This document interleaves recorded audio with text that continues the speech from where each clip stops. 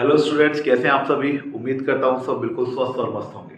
चलिए, मैं Shobhit Pandey career maker academy Dholpur से आज आपके लिए लेकर आया हूँ डिफरेंशिएशन का एक फंडामेंटल वीडियो।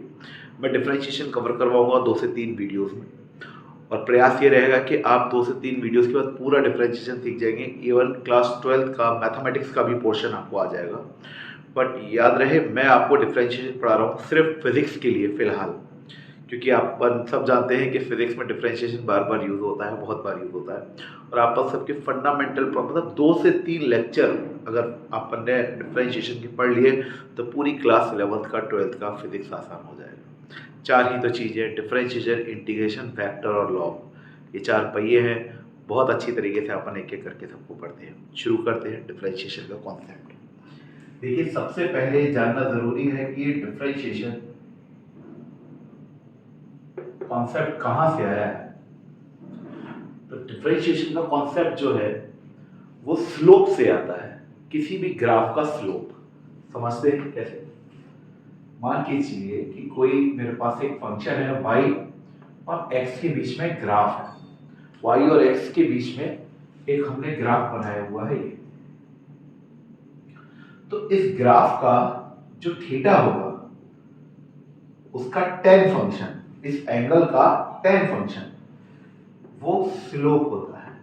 ये आप और मैंने शायद 10th में पढ़ा होगा, 9th में पढ़ा होगा या 8th में पढ़ा होगा। सब जानते हैं कि किसी भी ग्राफ का y वर्सेस x ग्राफ का जो एंगल होता है, जिस एंगल पर वो ग्राफ होता है, उसका tan फंक्शन स्लोप कहता है, स्लोप कहलाता है। मैं कहीं पर भी वो स्लोप बना सकता हूँ। हॉरिजॉन्टल एक्सिस से वो ग्राफ कितने एंगल पर है, हॉरिजॉन्टल एक्सिस को देखो। आप कुछ फंडामेंटल्स हैं जिनको आपको हमेशा याद रखना है। आप कभी भी किसी भी लाइन के पैरेलल कोई भी लाइन बना सकते हो। तो मैंने इस लाइन के पैरेलल एक यहाँ लाइन बना दी, तो जो एंगल यहाँ से क्रिएट होगा वही यहाँ से होगा।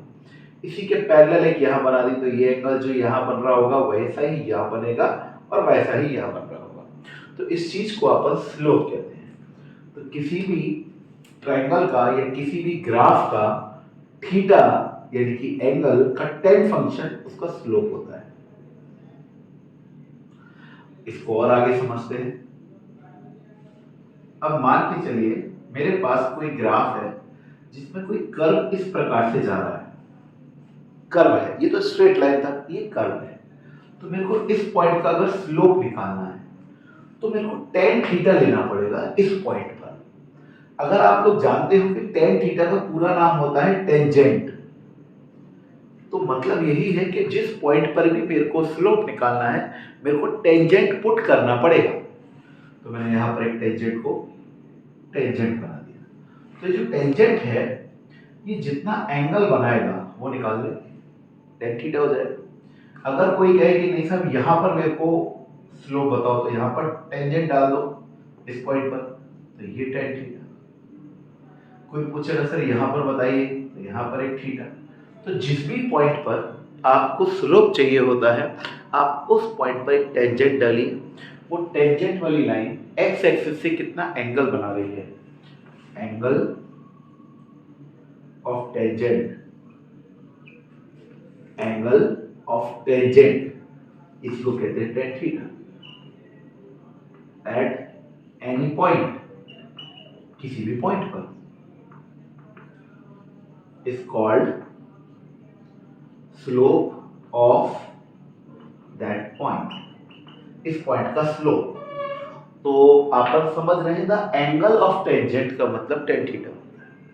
तो ये बहुत सिंपल सा काम था और अपन के समझ में भी आ गया। स्क्रीनशॉट ले सकते हैं, बेसिक बात समझ में आ गई। एक एक करके समझ रहे हैं। tan थीटा यानी कि स्लोप होता है। अब अपन आगे बढ़े। आप मुश्किल से आप आधा घंटा दोगे तो सब समझ में आ जाएगा फोकस के साथ। अब मैंने ये कहा कि ये y और ये x, ये स्ट्रेट लाइन। इस स्ट्रेट लाइन पे हमने 2 पॉइंट लिए। एक पॉइंट यहां पे लिया मैंने x1 y1, एक पॉइंट यहां पे लिया मैंने x2 y2। ये लाइन और आगे जा रही होगी, मैंने कहीं इंटरमीडिएटली 2 पॉइंट ले लिए। ये पॉइंट A है और ये पॉइंट है जो B है। ठीक है क्लास? अब अपन समझते हैं कि बेसिकली यहां पर एंगल कुछ रहा होगा थीटा। कुछ चीजें जो आप और मैं फंडामेंटली जानते हैं कि अगर एंगल फिक्स होता है इसका मतलब लाइन स्ट्रेट लाइन है। अगर एंगल कांस्टेंट है तो लाइन एक स्ट्रेट लाइन होती है। क्या ये कह लें कि स्ट्रेट लाइन का स्लोप कांस्टेंट होता है, स्ट्रेट लाइन का एंगल फिक्स होता है। ठीक है क्लास? तो यहां पर अपन ने क्या किया, इस पॉइंट का कोऑर्डिनेट x1 y1 है, इस पॉइंट का कोऑर्डिनेट x2 y2 है। ये लाइन काफी आगे तक जा रही है, ये x कोऑर्डिनेट है। अब आप समझिए कि यहां पर मेरे को स्लोप निकालना है, इतने डिस्टेंस ये है थीटा एंगल। अब आप समझिए कि यहां से लेकर यहां तक का डिस्टेंस कितना था सर, x एक्सिस पे x1, और यहां से लेकर इस पॉइंट तक का डिस्टेंस कितना था, तो यहां का डिस्टेंस था अपन का x2। ये डिस्टेंस कितना है y1, और इस पॉइंट का डिस्टेंस कितना है तो y2। मेरे ख्याल से क्लियर है। ये डिस्टेंस, ये कोऑर्डिनेट का मतलब क्या है कि ये पॉइंट आपको कब मिलेगा, जब आप x एक्सिस पे x2 डिस्टेंस पर आओगे। ये पॉइंट आपको y एक्सिस पे कब मिलेगा, जब आप y2 डिस्टेंस आओगे। ये पॉइंट आपको x एक्सिस पे कब मिलेगा, जब आप x1 डिस्टेंस आओगे। ये पॉइंट कब मिलेगा, जब आप x2 डिस्टेंस आओगे। मेरे ख्याल से क्लियर है। अब मैं कहता हूं कि ये tan थीटा निकालिए। tan थीटा क्या होता है, परपेंडिकुलर अपॉन बेस। क्या होता है class, perpendicular upon base. Perpendicular ये वाला, ये कितना है क्लास, कि सर यहां से लेकर यहां तक का डिस्टेंस y2, यहां से लेकर यहां तक का डिस्टेंस y1, तो ये बीच का डिस्टेंस कितना हो गया, y2 माइनस y1। क्लियर है? यहां से यहां तक का पूरा डिस्टेंस कितना है, y2, ये डिस्टेंस कितना है, y1, बीच का डिस्टेंस कितना होगा, y2 माइनस y1। यहां से यहां तक का डिस्टेंस कितना है, x2, यहां से यहां तक का डिस्टेंस कितना है, x1, तो ये डिस्टेंस कितना रह जाएगा क्लास, x2 माइनस x1। अब मैं कहता हूं कि ये जो ट्रायंगल है, इस ट्रायंगल को मैं यहां बना रहा हूं।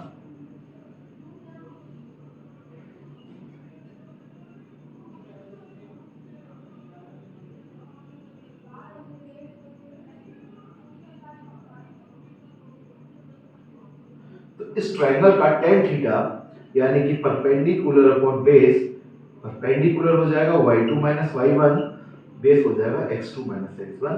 और आप सब ने ये कहीं ना कहीं पढ़ा होगा कि किसी भी ट्रायंगल का जो स्लोप होता है वो y2 minus y1 upon x2 minus x1 होता है।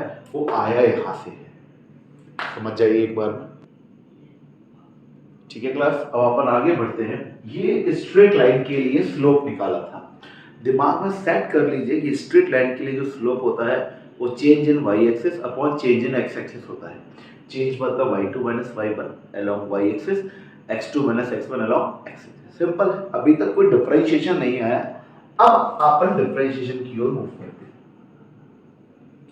अगर ये कर्व स्ट्रेट लाइन नहीं होता और कुछ इस प्रकार से होता, y और x एक्सिस के बीच का कर्व कुछ इस प्रकार से होता, कुछ कर्व होता है, not a straight line, y और x एक्सिस के बीच का।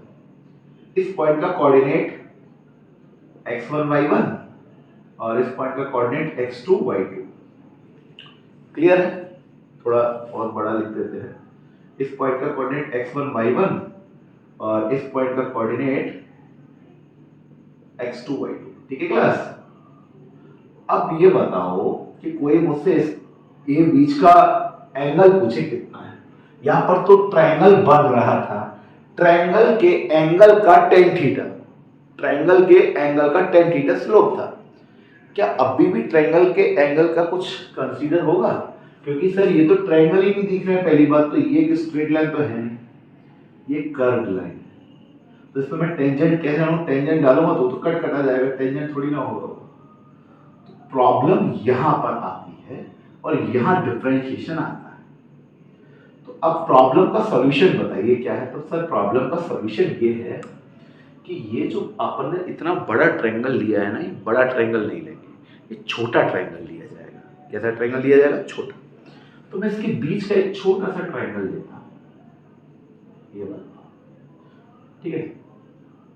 इतना बड़ा ट्रायंगल लेने की बजाय छोटा छोटा चेंज लेंगे। तो ये पॉइंट हो जाएगा x1 y1, ये पॉइंट हो जाएगा x2 y2। कोई भी पॉइंट है, 1 2 तो अपन ने सिंबॉलिकली लिख रखा है। कोई से भी पॉइंट हो जाएंगे, ठीक है।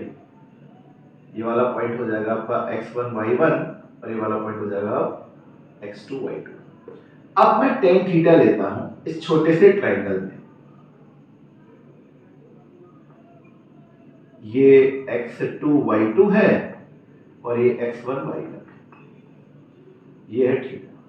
अब मैंने लिया tan थीटा। अब आप कहोगे y2 माइनस y1 वही ये वाला डिस्टेंस y2 माइनस y1 और ये वाला डिस्टेंस x2 माइनस x1। और अब आप इस ग्राफ को देखिए, इस डायग्राम को देखिए, यहाँ पर x1 और y1, ये वाला x1 और ये वाला x2 बहुत पास में है। यहाँ पर कैसा था, दूर दूर था, इधर भी कैसा था, दूर दूर था। पर अब मैंने ये बड़ा वाला तो लिया ही नहीं है, मैंने कौन से वाले कोऑर्डिनेट ले लिए क्लास, छोटे वाले कोऑर्डिनेट ले लिए, छोटा सा ट्रायंगल। क्योंकि क्यों लिया छोटा ट्रायंगल बताइए, क्योंकि मुझको स्ट्रेट लाइन मिल जाए और थीटा मिल जाए। क्या आपको नहीं लगता ये x1 और y1 बिल्कुल पास पास है, x1 और x2, y1 और y2 भी पास पास है। तो ऐसे ग्राफ जो कि लगातार चेंज होते रहे, अब डेफिनेशन आ रही है डिफरेंशिएशन की, समझिएगा। ऐसे ग्राफ जो कि लगातार चेंज हो रहे हो, स्ट्रेट लाइन ना हो, लगातार चेंज हो रहे हो, तो उनमें हर पॉइंट x का अलग अलग वैल्यू देगा, हर पॉइंट y का अलग अलग वैल्यू देगा। x1 और y1 पास पास होंगे, y1 y2 पास पास होंगे, x1 x2 पास पास होंगे। तो x2 minus x1 is almost zero. अगर दो वैल्यूज बिल्कुल पास पास हैं, लाइक 1 एंड 1.00001, तो एक वैल्यू हो गई 1, दूसरी वैल्यू हो गई 1.00001, तो लगभग बराबर ही है कि नहीं वो। तो अगर मैं दोनों को घटाऊंगा तो ऑलमोस्ट क्या आ जाएगा, जीरो। ऑलमोस्ट की बात करो, ऑलमोस्ट क्या आ जाएगा, जीरो। क्यों सर, क्योंकि ये बहुत पास पास है, इसलिए जो इसकी वैल्यू होगी लगभग वही इसकी भी वैल्यू होगी। और y2 माइनस y1 क्या हो जाएगा सर, वो भी जीरो, क्योंकि y के कोऑर्डिनेट भी पास पास है। तो ऐसी सिचुएशन में हम इसको ऐसे लिखते हैं dy by dx, very small change in y with respect to x। ये है डिफरेंशिएशन। जब आपने यहां पर स्ट्रेट लाइन लिया था, तो स्ट्रेट लाइन लेते वक्त हमें कोई इश्यू नहीं था, क्योंकि हर पॉइंट कांस्टेंट रहता है। यहां पर क्या हुआ क्लास, कर्व्ड लाइन है, तो जब भी कोई ग्राफ चेंज हो रहा होता है, उसके हर पॉइंट अलग अलग वैल्यू देगा, तभी तो चेंज होगा ना। वो हर पॉइंट सेम वैल्यू दे देगा तो चेंज कैसे होगा। हर पॉइंट अलग अलग वैल्यू देगा, जिससे वो ग्राफ आपको कर्व दिखेगा। तो हर छोटे छोटे पॉइंट के बीच का जो स्लोप होगा उसको आप dy by dx लिखोगे। dy by dx का मतलब वेरी स्मॉल चेंज। तो tan थीटा यानी कि स्लोप dy by dx, ये होता है आपका डिफरेंशिएशन। क्लियर है क्लास? इतना स्क्रीनशॉट ले लीजिए। और मेरे ख्याल से आपको एक बात समझ लेनी है, कांस्टेंट फंक्शन में एंगल फिक्स रहते हैं, स्लोप कांस्टेंट होता है। स्लोप कैसा होता है क्लास? कांस्टेंट। एंगल कैसा होता है? फिक्स्ड होता है। जबकि यहां पर हर पॉइंट पर ये चेंज हो रहा है, इसको आप क्या लिख रहे हो? Change in y with respect to change in x। But वो चेंज कैसा है? बड़ा है या बहुत छोटा है? तो आप और मैं कहेंगे कि बहुत छोटा चेंज है। इसका स्क्रीनशॉट ले लीजिए। यहाँ पर tan थीटा वेरिएबल रहेगा। तो क्लास अब अपन बात करेंगे एक स्टेप आगे कि अभी तक अपन डेफिनेशंस में घूमते रहे, डिफरेंशिएशन क्या है। अब अपन बात करते हैं फंक्शन की, क्योंकि आप कभी भी फंक्शन का ही तो डिफरेंशिएशन करते हो। तो फंक्शन क्या होता है? फंक्शन में एक इंडिपेंडेंट वेरिएबल एक डिपेंडेंट वेरिएबल पे डिपेंड होता है। ठीक है, मैं समझाता हूं। जैसे कि मैंने लिखा y equals to 2x square plus 1। यहां पर y डिपेंडेंट है x पर और x किसी पर डिपेंडेंट नहीं। तो x हो गया इंडिपेंडेंट वेरिएबल और y हो गया डिपेंडेंट वेरिएबल। तो मैं कहूंगा यहां पर y is a function of x, मतलब for different value of x we have different value of y। मेरे पास x की अलग अलग वैल्यू के लिए y की अलग अलग वैल्यूज हैं। आप x को 0 रख दो, y सिर्फ 1 रह जाएगा। आप x को 1 रख दो तो तो y3 हो जाएगा। आप x को 2 रख दो तो 2 का स्क्वायर 4, 4 2 जा 8 प्लस 1 y9 हो जाएगा। तो क्या आप ये कह सकते हैं कि y की वैल्यू x पर डिपेंडेंट है? तो y कैसा हो गया? डिपेंडेंट वेरिएबल, जबकि x कैसा हो गया? Independent variable. तो इन चीजों को अपन फंक्शन कहते हैं। जब एक कॉन्सेप्ट दूसरे कॉन्सेप्ट पे डिपेंडेंट हो, एक वेरिएबल दूसरे इंडिपेंडेंट वेरिएबल पे डिपेंडेंट होता है, तो अपन कहते हैं कि यहाँ पर एक फंक्शन क्रिएट हो गया है। तो फंक्शंस कई प्रकार के होते हैं क्लास। अलजेब्रिक फंक्शन होता है, अरिथमेटिक फंक्शन होता है, लॉग फंक्शन होता है, एक्सपोनेंशियल फंक्शन होता है, ठीक है, ट्रिग्नोमेट्रिक फंक्शंस होते हैं, sin theta, cos theta, tan theta, all are trigonometric function. ठीक है, तो बहुत सारे फंक्शन होते हैं, आपन को डिफरेंशिएशन फंक्शन का पढ़ना है। तो आइए शुरू करते हैं।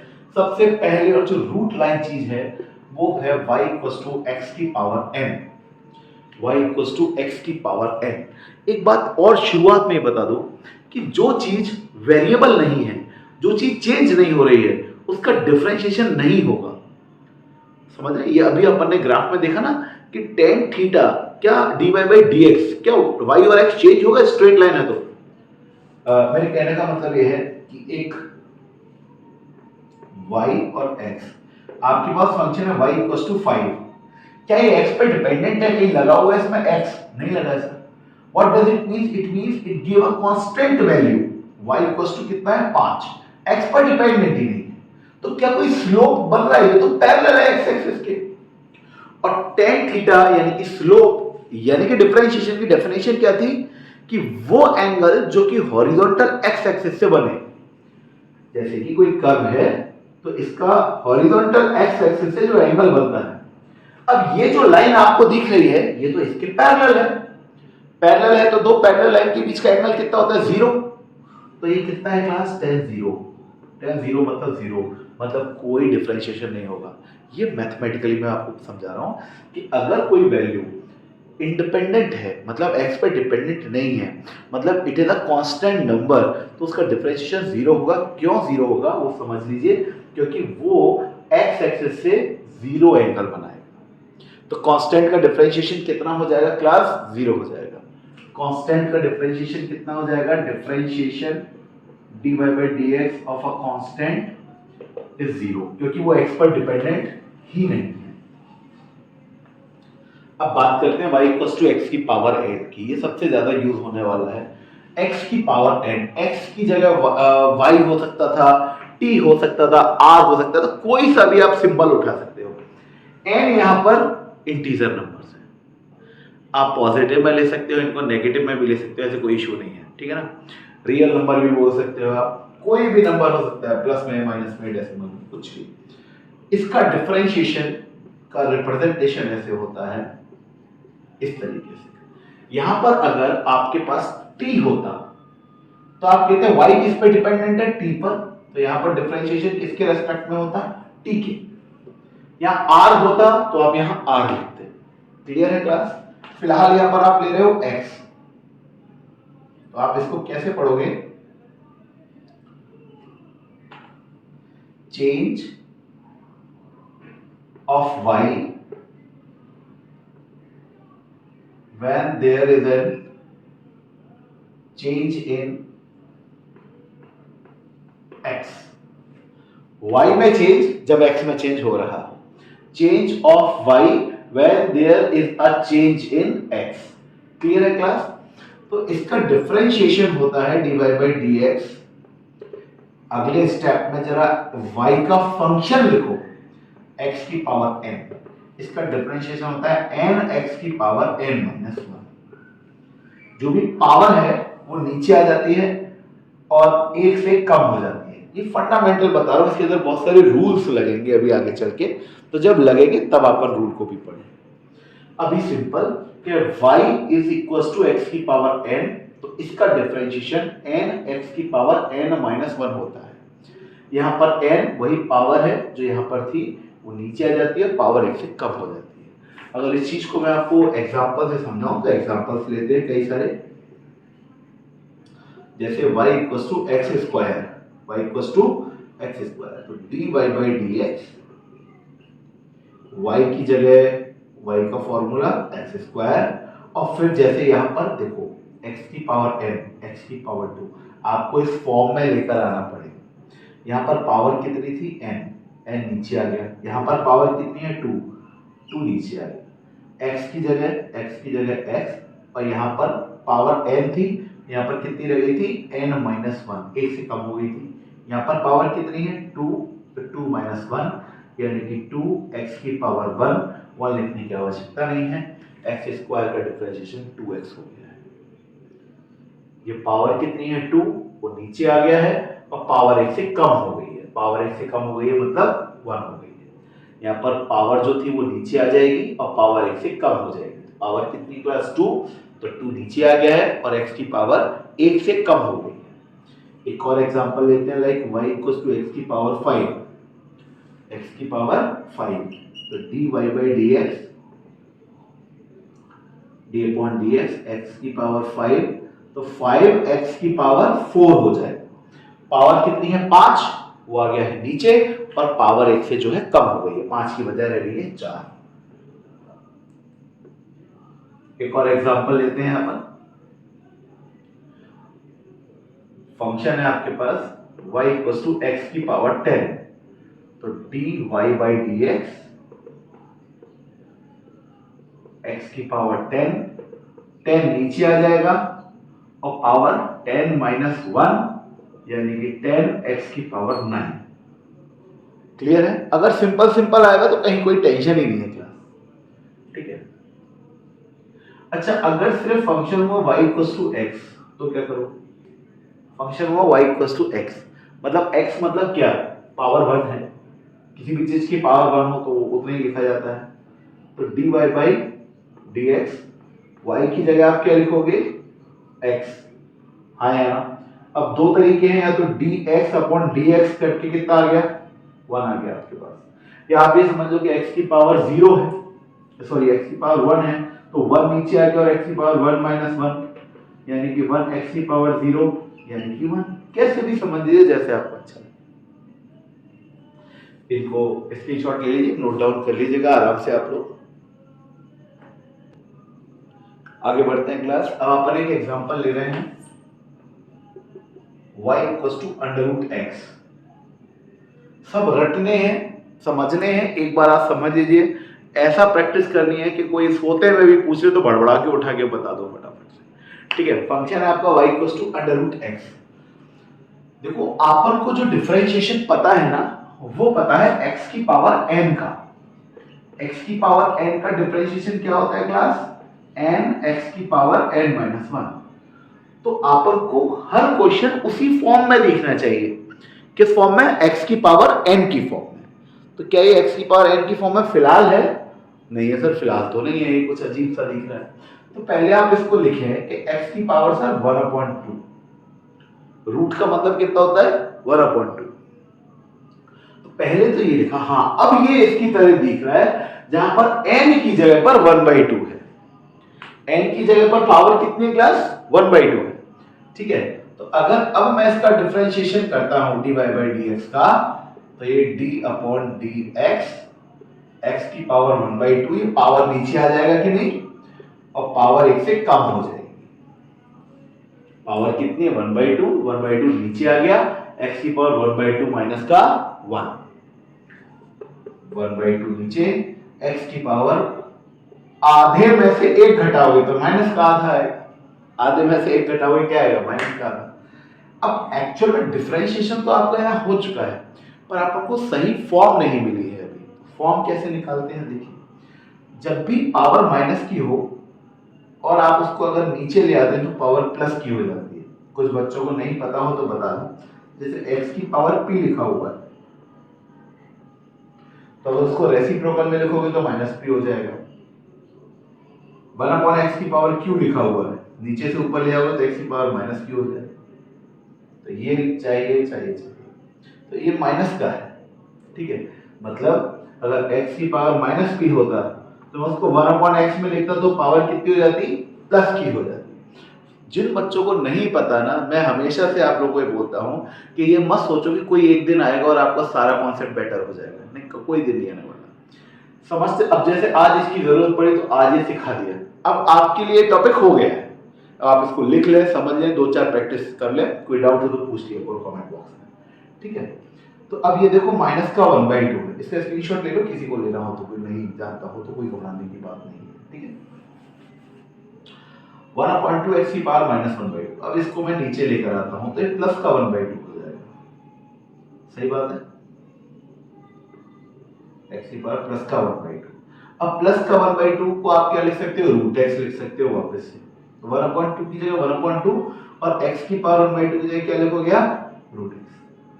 तो बच्चों रूट एक्स का डिफरेंशिएशन क्या हो गया, 1/2 रूट एक्स। बिल्कुल रट जाना चाहिए सभी बच्चों को, रूट एक्स का differentiation 1/2 root x, root x का डिफरेंशिएशन 1/2 रूट एक्स, ठीक है। इसी तरीके से आप एक क्वेश्चन करके बताओगे अभी के अभी, y = x की पावर 1/3 का, और कमेंट बॉक्स में आंसर बताओगे, मैं वेट करूंगा, ठीक है क्लास। y = x की पावर 1/3 बिल्कुल इसी तरीके से कर लीजिएगा। अब एक और फॉर्म समझिए, रूट एक्स का डिफरेंशिएशन याद हो जाना चाहिए सभी को। नेक्स्ट क्वेश्चन समझिए, y = 1/x।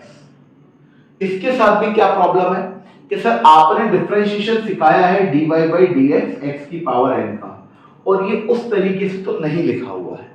तो पहले इसको इस तरीके से लिखते हैं, इस x को नीचे से ऊपर लेकर जाएंगे, जो अभी अभी मैंने आपको समझाया था। यहाँ पर x की पावर कितनी है, 1 है। जब कुछ भी नहीं लिखा हो मतलब क्या समझना है, पावर 1 है।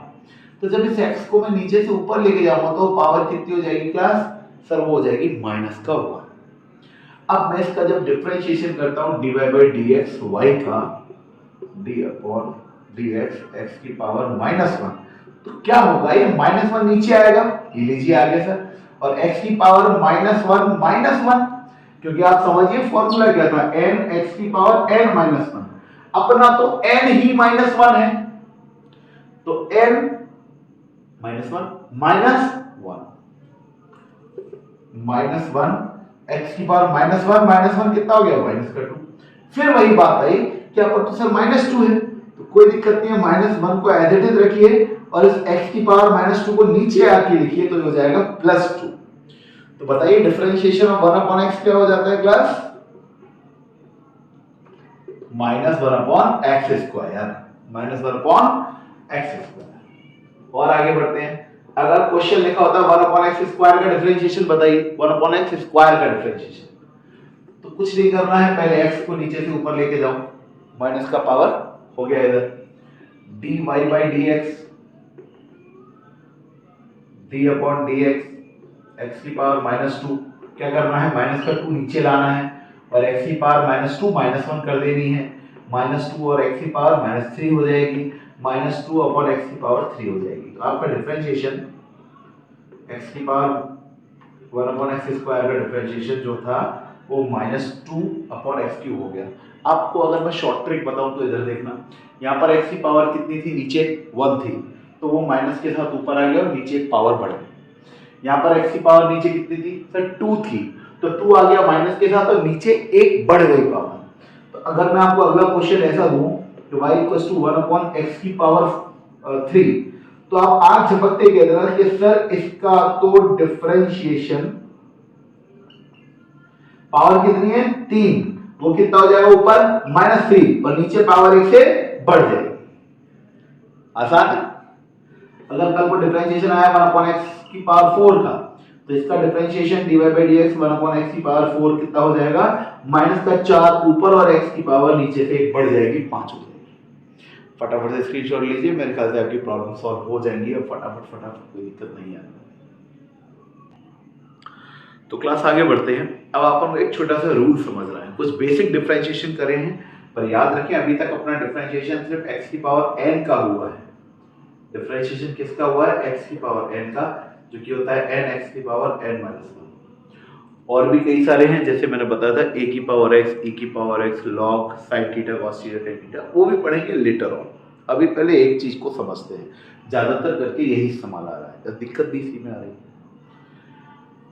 एक चीज ये क्लास, अगर किसी फंक्शन में कोई कांस्टेंट टर्म मल्टीप्लाई में है, जैसे कि 5, जैसे कि कल को मैं लिख दूं कि y equals to 10x cube, जैसे y equals to a x की पावर 5, तो a भी एक कांस्टेंट है, यहाँ पर 10 कांस्टेंट है। कांस्टेंट कौन है ये पता कैसे पड़ता है, तो आपको कभी भी किसी भी क्वेश्चन में हमेशा गिवन होगा कि आपको डिफरेंशिएशन किसके रेस्पेक्ट में करना है, differentiation of y with respect to x, तो x के अलावा जो कुछ भी है वो कांस्टेंट है। अगर यहाँ पे लिखा होता y इक्वल्स टू जैसे y equals to t x cube, अब बोलता है differentiating y with respect to x, मतलब x चेंज हो रहा है उससे y चेंज होगा, तो जब x और y चेंज हो रहे हैं तो फिर t क्या है, t चेंज नहीं हो रहा, मतलब फिर t क्या है, t चेंज नहीं हो रहा, तो t एक कांस्टेंट है। क्लियर मेरी बात? तो ऐसी परिस्थिति में जब एक कांस्टेंट टर्म गिवन हो तो रूल ये है कि कांस्टेंट को डिफरेंशिएशन के बाहर लिखते हैं और डिफरेंशिएशन सिर्फ वेरिएबल टर्म का किया जाता है। समझ गए बात को? रूल क्या है, कांस्टेंट टर्म को बाहर रखा जाता है और डिफरेंशिएशन सिर्फ किसका किया जाएगा क्लास, वेरिएबल का। जैसे कि इस एग्जांपल में d upon dx y, d upon dx y की जगह 5x स्क्वायर, तो 5 एक कांस्टेंट है बाहर आ जाएगा, डिफरेंशिएशन सिर्फ किसका होगा, x स्क्वायर का, जो कि होता है 2x, x स्क्वायर का डिफरेंशिएशन 5 into 2 10, आंसर आएगा आपका 10x। बहुत सिंपल है, बहुत सिंपल रूलिंग्स हैं। अगर मेरे पास कोई सा एग्जांपल उठा लीजिए यार क्लास, जैसे लाइक मान लिया 10t क्यूब, तो मेरे को dy by dt निकालना है क्योंकि यहाँ पर t वेरिएबल है, तो 10 कांस्टेंट होगा और मेरे को डिफरेंशिएशन t क्यूब का करना होगा।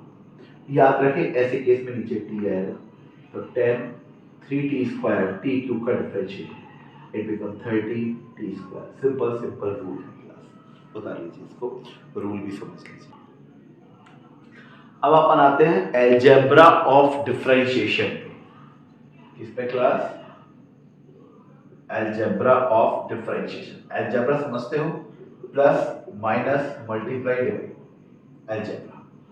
तो अगर मैं ये कहूं कि आपके पास 2 या 3 कंपाउंड एलिमेंट्स है, जैसे कि मैंने लिखा y equals to 5x cube plus 3x square plus 1, या यहाँ पर स्क्वायर कर दीजिए, यहाँ पर x कर दीजिए प्लस 1। नाउ डिफरेंशिएशन कीजिए y का विद रिस्पेक्ट टू x, तो इसको कहते हैं अलजेब्रा, क्योंकि यहाँ पर 3 एलिमेंट ऐड हो रहे हैं। कुछ नहीं करना, बिल्कुल घबराना नहीं है, बिल्कुल परेशान नहीं होना, तीनों का अलग अलग डिफरेंशिएशन करके इनको जोड़ दीजिए, या एक ही स्टेप में ऐसा कर लीजिए। dy by dx